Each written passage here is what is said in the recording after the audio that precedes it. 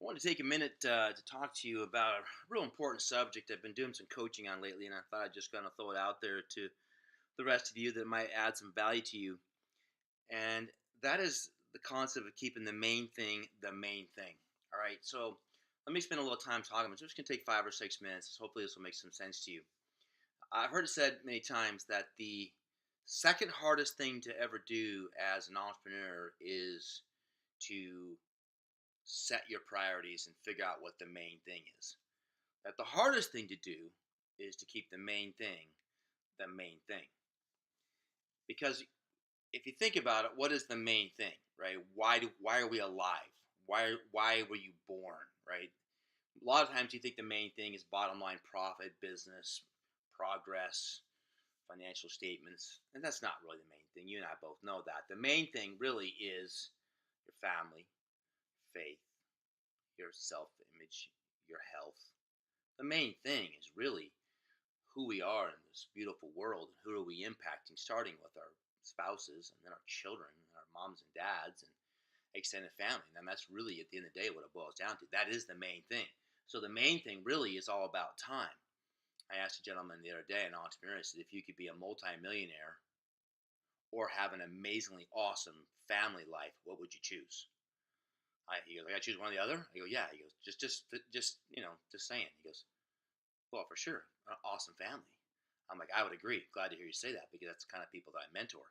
It's very critical that you understand that the main thing is our families. And so if you're an entrepreneur and you're working in the B quadrant or in the S quadrant, as Kiyosaki talks about, you're developing a company, you're developing a business. Good for you. If you're not a business owner, I still think this is very important because you could be an executive, you could be in upper management, you could be in sales and making 100, 200, 300, 400, $500,000 a year, which is kind of similar to being a business owner. Not quite the same, but you know what I mean. You're kicking butt, you're making money, things are going well for you. But here's the challenge: if the main thing is a life with our families, we've got to be focused on creating control of our time. This is why the E quadrant doesn't work for anybody, because as soon as you stop selling your time, you stop making money. That's the reason why the S quadrant doesn't typically work. The left side of the graph is the E is all about selling your time as an employee. The S is self-employed, but you're still selling your time. It's just you might be selling at $100, $200, $300 an hour as a lawyer or an architect or an accountant or what have you, or a doctor. So it's still selling time. So as soon as you stop selling time, your income stops. On the right side of the equation of Kiyosaki's model is the B quadrant, the I quadrant. I quadrant means where you have enough money, surplus money you can afford to lose, that you invest that money in a way that produces an income, and then you live off the money from your income. Challenge is most guys never get there because who can afford to lose a couple $100,000, let alone a couple $1 million? So we need to focus on this B quadrant because only the B quadrant, the big business quadrant, gives us the opportunity to really fulfill the main thing, and that's having time. So you got two strategies in the B quadrant. That is either have a bunch of employees that you hope to put into management positions that run your business, or do it through partners or independent contractors, or call it what you want, independent business owners, where they actually own and operate their own portion of business, like the franchising model has taught us for years. So the employee side of things always sounds good, but it just seems as though most of the entrepreneurs that I mentor and coach on a daily basis, as soon as they train someone to be a manager and they're really doing a great job, they become an entrepreneur because that was their goal. Their goal was never to work for you. Their goal was to learn as much as they could, get the intellectual bandwidth, build that first asset, and then take some of that second asset, that's close sphere of influence, and start a company. And that's what happens. They take your best customers, you take your best employees, and away they go. And I've seen it happen many, many times. My father-in-law saw it happen in his industry, or at least my wife told me about it, and he's a veterinarian. So it happens all over the place. You train a guy up to run it, and you think they're going to manage it, and you're going to make this residual income. But the fact of the matter is, as soon as they think they got it, they're more likely they're going to leave and do their own thing, as they should. I mean, who are we to judge that, right? That's why you do what you do. It's why they're going to do what they're going to do. You can't blame them.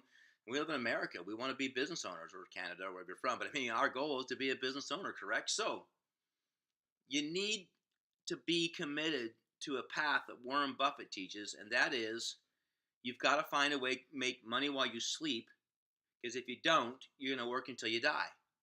So you have to find a way, guys, to invest your time, whatever that be, micro moments, which is maybe through your using your phone, like social media, quick pops, quick blasts, quick things, or finding to take macro moments, mentoring someone, spending an hour teaching someone, and putting something in motion that you then create a residual from, right? So you do something. This is what the franchising world's done. They build a successful model. They bring you in. They teach you how to do all the things in the business, charge you $1 million for it, and then you can go off and start your company. And the franchising business is incredibly successful and has created thousands and thousands of millionaires. The problem with the franchising industry is what? The barrier of entry is so high, most guys can't afford. And that's why starting your own small business in consulting or marketing somewhere where the real issue is you're using your time, and then to teach people using your mind with your time, teach people how to do something in a way that you create an ongoing passive income. You've got to have a strategy. This is my point. We have insurance for things like car accidents, insurance for life, insurance for dental. We have children insurance in case we decide to have children or they get injured. We don't plan on those things happening, but they do happen. What we don't have is income insurance. And so you need to protect your family, that just in case the company doesn't go as planned, or just in case someone leaves and goes into competition, or just in case the government steps in and creates a new policy, or something happens, you need a what if. I mean, we've been taught our whole life, don't put all your eggs in one basket, and yet most guys have one job or one company, and as a result, they're stuck. Diversification is key. So you want to have multiple revenue streams, if you can, from a single set of actions that pays you again and again and again and again and again and again. And there are ways to do that, but you're going to have to dig in, and I won't discuss that right now in this particular message. But what I want to teach you and what I want you to understand is, guys, you've got to find a way to create an income that gives you your time back with your family. If you don't, what's Warren Buffett say? If you don't learn to make money while you sleep, you're going to work until you die. You've got to find a way to generate income month after month after month, year after year after year, without having to go out there and reproduce the work, because you're never going to have the time for your family the way you want to if you're constantly chasing the money circle, which is keeping things moving. So food for thought. We have insurance just in case. You need business insurance. And it isn't something you can buy. It's something with money. It's something you buy with time, through diversification, through mentors, through the training. And I encourage you to find someone in your life that can direct you in this area, teach you how to invest your time in the proper way, so you can start creating an income that comes in post-production. All right? Just thought I'd throw it out to you. Hope that helps out a little bit.